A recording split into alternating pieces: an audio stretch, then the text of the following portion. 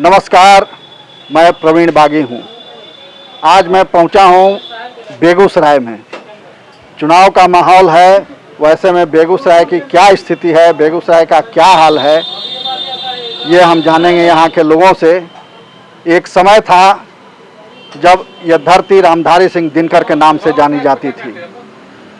फिर बरौनी रिफाइनरी और बरौनी फर्टिलाइज़र यहाँ की पहचान बनी। उसके बाद इसे बिहार का लेनिनग्राद कहा गया। फिर बदलते हुए कुछ समय के लिए कामदेव सिंह की धरती भी ये के रूप में जानी गई। मगर उसके बाद क्या है, आज बेगूसराय की पहचान क्या है, बेगूसराय को किस रूप में याद किया जाना चाहिए, ये हम जानेंगे लोगों से। हमारे साथ सीपीएम के नेता हैं, पहले उनसे हम बात करते हैं। आप बताइए कि बेगूसराय को अभी किस रूप में जाना जाना चाहिए? देखिए, बेगूसराय के बारे में जो आपका दृष्टिकोण है, वही दृष्टिकोण आज भी रखिए। इस बात को बदलता रहता है, वो अलग बात। इसलिए कि लॉज ऑफ डायलेक्टिक्स हमने पढ़ा था, द्वंद्वात्मक और ऐतिहासिक भौतिकवाद। उन्होंने उसमें बताया था, मार्क्स ने बताया था, वो मत बताइए। अभी बेगूसराय को किस रूप में पहचाना जाए, जाना जाए, ये बताइए। हम जो आपसे कह रहे हैं, हर चीज़ बदलती रहती है, स्थिर नहीं कोई चीज़ रहती। तो आज बेगूसराय की क्या पहचान है? आज बेगूसराय की पहचान होने जा रही है जो पहले थी। अभी स्थिति है जो डेमोक्रेटिक अंडरस्टैंडिंग जो है उस पर फिर आरूढ़ होने जा रही है। Democratic essence of democracy back हो रहा था। आप दूसरी बात बोल रहे हैं। मैं पूछ रहा हूँ कि बेगूसराय को की पहचान आज क्या है? जैसे एक समय रामधारी सिंह दिनकर थे पहचान, एक समय बिहार का लेनिनग्राद के रूप में जाना गया, फिर जाना गया कि रिफाइनरी यहाँ है और फर्टिलाइज़र का बड़ा कारखाना है यहाँ। तो आज क्या है बेगूसराय के पास जिसे कहा जाए कि हमारी पहचान ये है? इस रूप में हम चाहते हैं कि हमको पहचाना। बेगूसराय की पहचान जो है ना, जो आपने बतलाया है, उससे अलग पहचान नहीं है। आज भी पहचान है, रिफाइनरी है, फर्टिलाइजर है, तो सब पुरानी पहचान है। नया क्या है? और नया क्या है? नया है जो डेमोक्रेसी जो मजबूत थी वह कमज़ोर होने जा रही है, वो कमज़ोर हो गई है। जनतंत्र की जो समझ जो थी उसके खिलाफ लोग चल रहे हैं। सवाल ही नहीं समझ रहे, हम पूछ रहे हैं कुछ दूसरे है कि आज क्या पहचान है, किस रूप में बेगूसराय को पहचाना जाए, जाना जाए। बेगूसराय में विगत 10 दिनों से एक दिनकर यूनिवर्सिटी का मांग बहुत तेज़ी से फेसबुक पे वायरल हो रहा है। ये सिर्फ मांग है, लोगों में होना चाहिए कि दिनकर यूनिवर्सिटी होना चाहिए। लेकिन एक मेडिकल कॉलेज भी सर सूजा में खुलने वाला था, शिलान्यास हो गया, ईंटा लग गया। अभी तो खेत में वहाँ पानी बह रहा है सर, और ईंटा लगने के बाद सर एक भी ईंट नहीं जोड़ा गया है, जो कि बहुत बड़ी पहचान है बेगूसराय की सर। और एक ख़ास पहचान है, आप किसी भी वार्ड में चले जाइए, आपका घुटना तक पानी आ गया है, वो यही हमारी पहचान है। सब विकास का ढिंढोरा पीट के चले जाते हैं और विकास वहीं रहता है। कहने को सर ये इलेक्शन 3 चरण में है, लेकिन सर 2 ही चरण में इलेक्शन है। पहले नेता मेरे चरण में आते हैं, बाद में जीतने के बाद हम नेता के चरण में चले जाते हैं। विकास से किसी को कोई वास्ता नहीं है। तो ये अच्छी बात इन्होंने कही। क्या नाम है आपका? आबिद हुसैन सर नाम। आबिद हुसैन ने कि पहले अभी 2 ही चरण का चुनाव होता है यहाँ, और एक पहले चरण में नेता जनता के चरण में आते हैं और फिर बाकी के समय के लिए जनता नेता के चरण में जा गिरती है। आपको क्या लगता है, ये जो कह रहे हैं वो सही है? देखिए, ये बिल्कुल सही कह रहे हैं, और मेरा भी ये मानना है कि जब चुनाव आता है तो नेता यहाँ एक्टिव हो जाते हैं, तरह तरह के योजनाओं के बारे में चर्चा करते हैं। कुछ सड़कें भी बन जाती हैं, कुछ गलियाँ भी बन जाती हैं, कुछ पानी के संबंधित कुछ प्लांट भी लग जाते हैं। लेकिन यथार्थ पे अगर देखा जाए, जब एक विकट परिस्थितियाँ उत्पन्न होती है तो कहीं कुछ नज़र नहीं आता है। आज जल जमाव एक इतनी बड़ी समस्या है जो एक ज़िले के लिए कोड कहा जा सकता है, लोगों के लिए कोड कहा जा सकता है। यहाँ जो है सो दियारा इलाके में जो है सो कटाव की जो बड़ी समस्या है उसका आज तक कोई निदान नहीं हो पाया। मजबूत सड़कें नहीं बन पाई, 4 लेन का काम यथावत पड़ा हुआ है। अब लोग कह रहे हैं कि अब हो जाएगा। अब कितने दिनों में होगा? लोगों को दिक्कतें तो हो रही है, परेशानी तो लोगों को हो रही है। आम लोग तो सवाल पूछते हैं। अच्छा, अब नीतीश जी ये कहते हैं कि बिहार में सड़कें बहुत बन गई हैं, 5 घंटा 6 घंटा में आप किसी कोने से पटना पहुंच सकते हैं, मगर हम पटना से आए बेगूसराय, हमको लग गया 4 घंटा। तो आपको क्या लगता है कि नीतीश जी सही कह रहे हैं, सड़कें खूब बनी हैं? देखिए, नीतीश जी का सभी कागजी घोड़ा दौड़ रहा है, एक भी धरातल पर काम नहीं हो रहा है। और जो सवाल जो उठा रहे हैं कि हमारे बेगूसराय का क्या पहचान है, हमारा बेगूसराय का पहचान ये है, पहले हमारे वैज्ञानिक बनते थे बेगूसराय में, कारखाना लगाते थे। आज के जो हमारे नेता गिरिराज सिंह हैं या बोगो सिंह हैं, ये खून का होली खेल रहे हैं, बलात्कार करवा रहे हैं। और विकास 0/0। और सड़क देखिए, पटना तो 5-6 घंटा में हम लोग पहुंचते हैं, कहीं विकास एक भी नहीं हुआ है। नीतीश कुमार का कागजी घोड़ा दौड़ रहा है, सृजन घोटाला हो, बालिकागृह घोटाला हो, एक साधारण छोटा मोटा है। आपके यहाँ भी कोई घोटाला हुआ? बेगूसराय में कोई घोटाला हुआ? बेगूसराय में शौचालय घोटाला है, क्या कहते हैं जो 7 निश्चय घोटाला है, जल निकासी घोटाला है। आपने अपने नगर विधायक को छोड़ दिया, विधायक जी का कामकाज कैसा लगता है? नगर विधायक 0/0 पर आ रहे हैं, क्योंकि ये महिला तो थी लेकिन ये कभी घुरे नहीं है, विकास का कभी चर्चा भी नहीं कर रहे हैं। लेकिन क्या करें, दुर्भाग्य है, कागजी घोड़ा दौड़ा रहे हैं। नीतीश जी जब दौड़ा रहे हैं तो विधायक क्या करेंगे? विधायक जी भी अपनी नींद में सोए हुए हैं। तो बेगूसराय की समस्याएं बहुत हैं और ये कहा जा रहा है कि सरकार का कागजी घोड़ा सिर्फ दौड़ रहा है, ज़मीन पर कोई योजना नहीं दिख रही है, उस पर अमल नहीं हो रहा है, सिर्फ घोषणाएं हो रही हैं। आप भी हमारे साथ हैं, आपको क्या लगता है? बोलिए जी, सही बोले हैं आप साहब। आपको सरकार की किसी योजना का लाभ मिला है? कोई लाभ नहीं। आप क्या करते हैं? हम मजदूर हैं, मजदूरी करते हैं, हाँ, कमाते हैं, खाते हैं, किसी सरकार का कोई सपोर्ट नहीं। अच्छा काम, सही काम है वो काम नहीं होता। नगर पालिका जाइए जन्मपत्री के लिए, वो काम नहीं होगा। अभी लॉकडाउन था, उसमें सरकार ने गरीबों के लिए, सुन लीजिए मेरी बात सुन लीजिए फिर जवाब दीजिएगा। लॉकडाउन में कहा गया कि गरीबों को मुफ्त अनाज मिल रहा है, अभी नवंबर तक मिलेगा। फिर और भी कई तरह की सुविधाएं दी गई, पैसा भी उनके अकाउंट में दिया गया। आपको कुछ मिला? नीतीश जी का ये है कि इतना महीना जो हम दे रहे हैं खाना, तुम बैठ के खाओ, इलेक्शन खत्म, फिर लॉकडाउन शुरू हो जाएगा। आपको मिला कि नहीं मिला? मिलता है, जैसे सबको मिल रहा है, मुफ्त का रोटी समझ के मिल रहा है जी। कुछ नहीं, जो मिला उसको बोलिए कि हम, हाँ, कंट्रोल के जरिया मिल रहा है, जो ग्रामीण में मिलता है वो मिल रहा है। बाकी और गैस की योजना है, उज्ज्वला योजना, उसका लाभ मिला? वो सब मिला है। तो योजना का लाभ तो मिला। तो हाँ, देखिए सर, हम लोग अभी वर्तमान में मटिहानी में जो हरिजन का जो शौचालय बना है, 6 गो अथी स्नान घर, उसमें इतना खाली बालू खड्डा खान करके मिट्टी ढक करके ढक्कन दे देता है। अब 7 निश्चय जो भी है एकदम कागजी घोड़ा है, कहीं नहीं दर रहा है। एक सड़क एक है, नाम अनेक करके रुपया निकाला जा रहा है।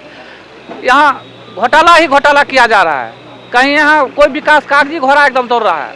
या नरेंद्र सिंह हो, उर्फ बोगो सिंह हो, या जो हमारे विधायक क्षेत्रीय। आप लगता है अपने विधायक से बहुत नाराज हैं। चलिए ठीक है, अभी वोट आएगा तो बदल दीजिएगा, दूसरे को वोट कीजिएगा। हाँ बताइए सर, विकास के नाम पे, विकास में बहुत सारी चीज़ें हुई। 15 साल में विकास का आईना मैंने देखा और निश्चित रूप से मैंने देखा है इस चीज़ को। अच्छी सड़कें, अच्छी व्यवस्था, हॉस्पिटल में सर जहाँ मतलब दिन में कुत्ते नज़र आते थे, अभी सर आदमी रखने का जगह नहीं है। हमारा बेगूसराय पूरे भारतवर्ष में नंबर 2 में, शायद नंबर 2 और बिहार में नंबर 1 हमारा जिला अस्पताल है। विधि व्यवस्था सर अच्छी है, कुछ अमूल चूल वो व्यवस्था को परिवर्तन करना पड़ेगा। बाकी इनके कार्यों से सारे लोग, हम भी कुछ हद तक संतुष्ट हैं।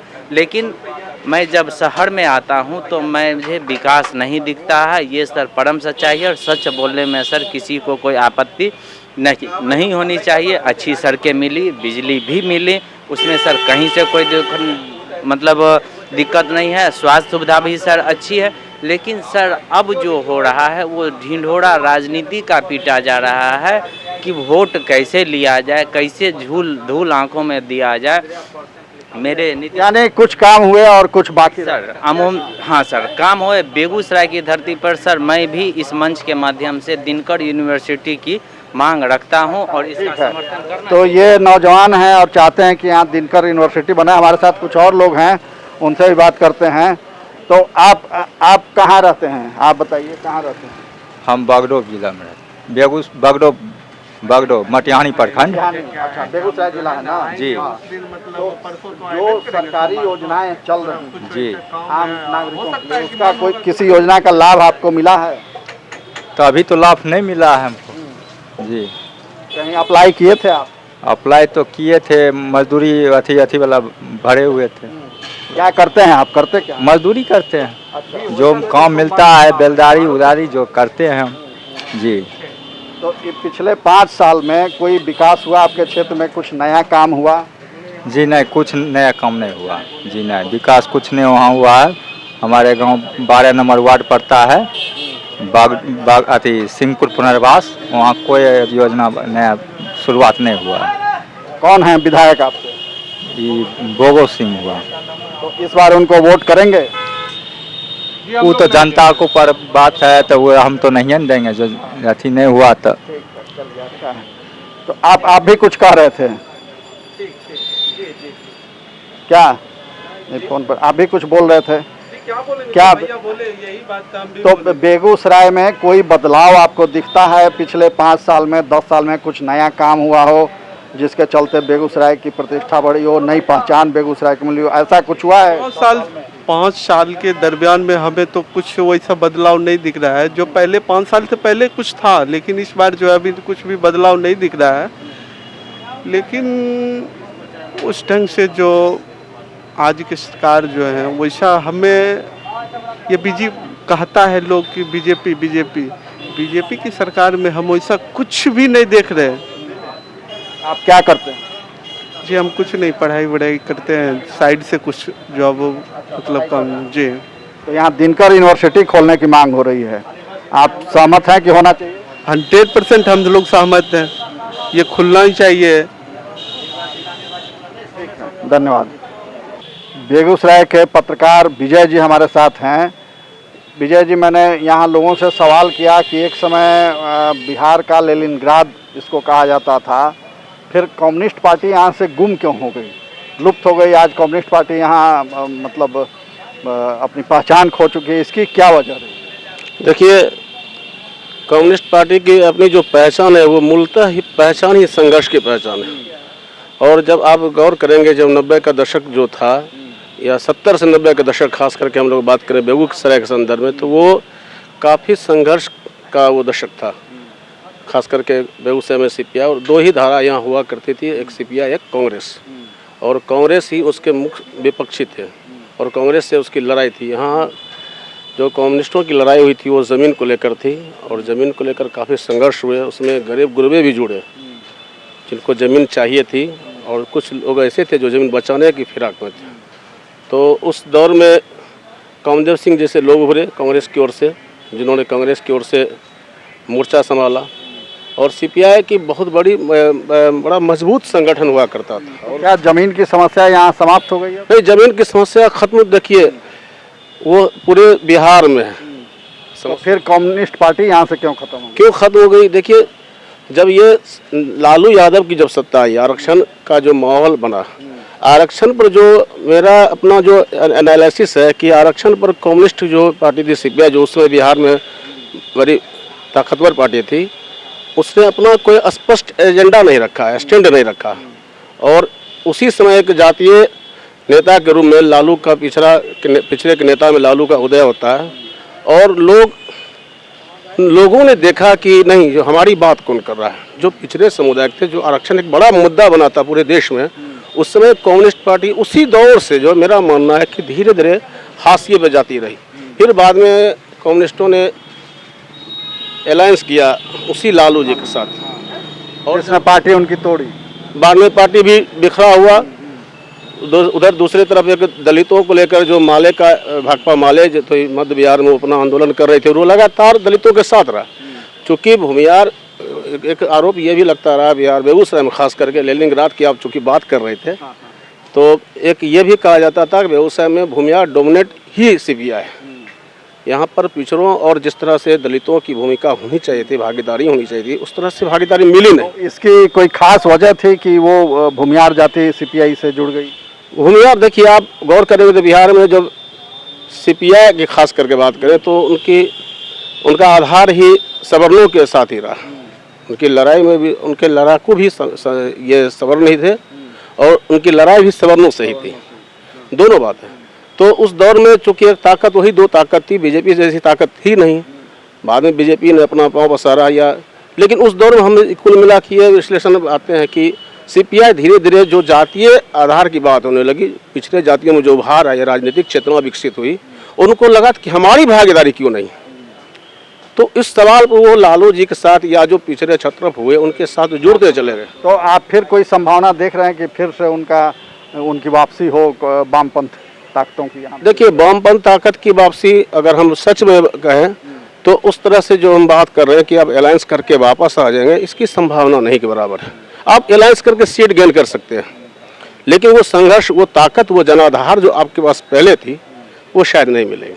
तो अलग अलग लोगों की अलग अलग राय है कि बेगूसराय में क्या नया हुआ, इसका कोई जवाब नहीं दे पाए। किसी के पास इस सवाल का जवाब नहीं कि बेगूसराय में पिछले 5 या 10 साल में क्या नया हुआ जो बेगूसराय की पहचान बन सके।